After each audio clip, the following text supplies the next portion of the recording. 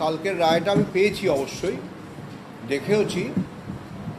সংক্ষিপ্ত আলোচনাও হয়েছে আমাদের আইনজীবীদের সঙ্গে, অবশ্যই সরকারের কয়েকজনের সঙ্গেও আলোচনা হয়েছে, কিন্তু মানে এখনও আমরা সঠিক যে কিভাবে কি করতে চলেছি সেটার ব্যাপারে একদম চূড়ান্ত সিদ্ধান্তে উপনীত হয়নি। কিছু আমাদের লিগ্যাল ক্ল্যারিফিকেশান যেটা বলে সেটা আমাদের নিতে হবে।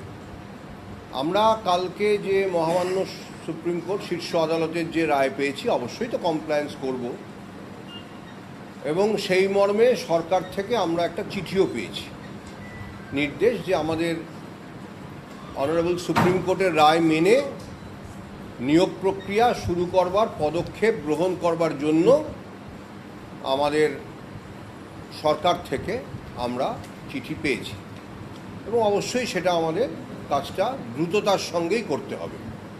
আমরা অবশ্যই কালক্ষেপ করব না, কিন্তু তার আগে আমাদের কিছু লিগ্যাল ক্ল্যারিফিকেশান নিতে হবে।